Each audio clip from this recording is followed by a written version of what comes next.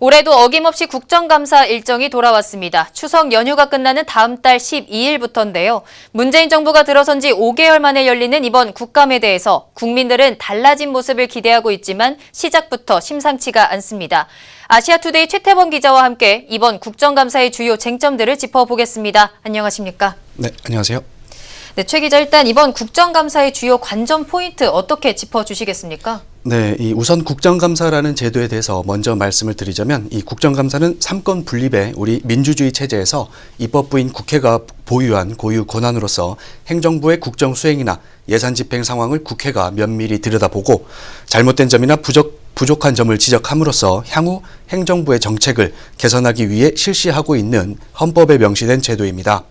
하지만 우리 국회의 후진성 때문인지 국정감사라는 제도적인 취지와는 달리 정책보다는 여야가 정쟁을 벌이는 정치 공방의 장으로 변질돼 왔는데요.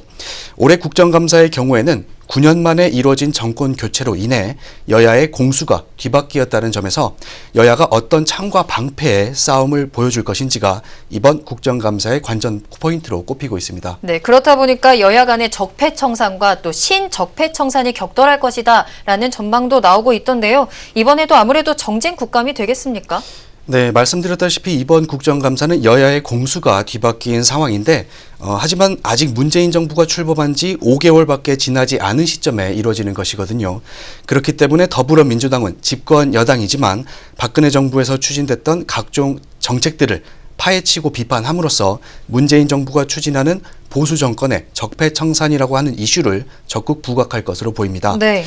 보통 국정감사는 야당의 공세에 대해서 여당이 방어를 하는 구도인데 이번에는 여당이 공세를 하고 야당이 막는 다소 생소한 장면을 볼 수 있을 것으로 예상됩니다.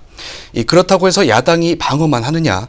물론 방어도 어느 정도는 하겠지만 그것보다는 5개월 동안 진행된 문재인 정부의 주요 정책들을 강력히 비판하는 공세적인 자세로 방어를 대신할 것으로 보입니다. 그렇다면 제1야당인 자유한국당의 입장이 좀 궁금합니다. 어떤 입장을 보이고 있습니까? 네, 자유한국당은 문재인 정부에 대해 안보, 경제, 졸속, 좌파, 인사의 5가지를 신적폐로 규정하고 벌써부터 대대적인 공세를 예고하고 있습니다. 네. 따라서 지난 정부의 정책을 검증하기보다는 문재인 정부가 내세운 대북 정책이나 문재인 케어로 불리는 건강보험 보장성 강화 대책 또는 파리 부동산 대책 등 현재 추진 중인 주요 국정과제들에 대한 문제점을 지적하는 데 초점을 맞출 것으로 보입니다. 네. 또 자유한국당으로서는 이번 국정감사를 통해 내년 6월에 치르는 지방선거에서 회생의 계기를 마련해야 하는 만큼 문재인 정부의 1호 국정과제인 적폐청산에 맞서서 적극적으로 신적폐라는 이 대결 프레임을 만들 것으로 예상됩니다. 네, 아무래도 국감하면 증인 채택 문제가 가장 이슈가 되지 않을까 싶은데요. 이번에도 거물급 증인들이 채택될 거다라는 전망이 많이 나오고 있거든요.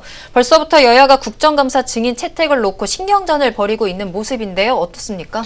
네, 이 민주당은 이명박 박근혜 정부의 적폐 청산에 중점을 두고 김관진 전 국방부 장관이나 이병기 전 청와대 비서실장 등 보수 정권 때의 주요 인사들을 증인으로 신청하겠다고 벼르고 있고 한국당은 현 정부의 안보 실패와 인사 무능을 검증하겠다며 조국 민정수석과 조현옥 인사수석 그리고 정의용 국가안보실장 등을 증인으로 채택하겠다면서 맞불을 놓고 있는 상황입니다. 네.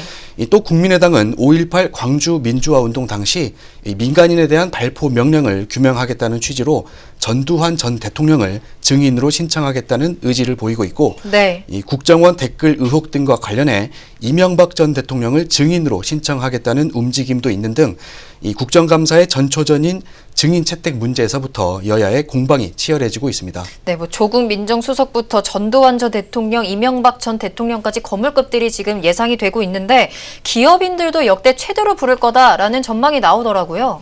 네, 이번 국감에서는 역대 최대 규모의 기업인 증인 소환이 이뤄질 것으로 예상되는데요. 네. 어떤 재벌 총수와 대기업 대표들이 국정감사 증언대에 설지 관심이 집중되고 있습니다. 삼성, 현대차, LG, SK그룹 등 4대 기업 그룹 총수들은 그동안 국감 단골 손님으로 증인 신청 명단에 들어갔었고 또 최근 불거진 생리대 유해 물질과 관련한 해당 기업들의 대표이사나 이 파리바게트 근로기준법 위반과 관련한 SPC 그룹 대표의 출석 여부 등도 논의가 이뤄질 전망입니다. 네.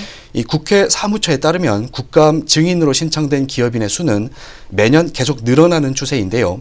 17대 국회에서는 평균 51.8명이던 기업인 증인이 20대 국회의 첫 국정감사였던 지난해에는 119명으로 2배 이상 늘어났습니다. 네, 그렇게 기업인들을 근데 너무 많이 부르다 보니까 무작정 부르는 거 아니냐, 군기잡기식이다, 망신 주기용이다라는 비판도 나오는데요. 이번에는 어떨까요?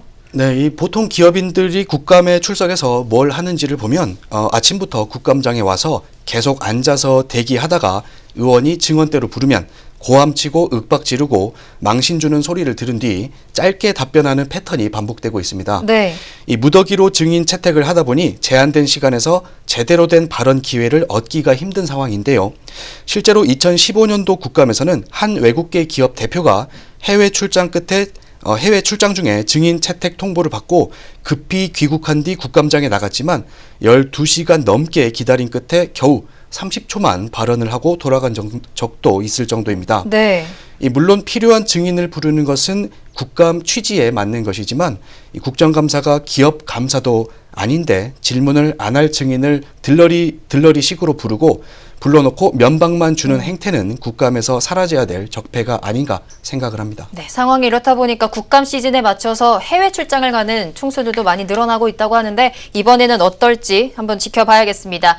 지금까지 아시아투데이 최태범 기자와 국정감사 주요 쟁점에 대해서 이야기 나눠봤습니다.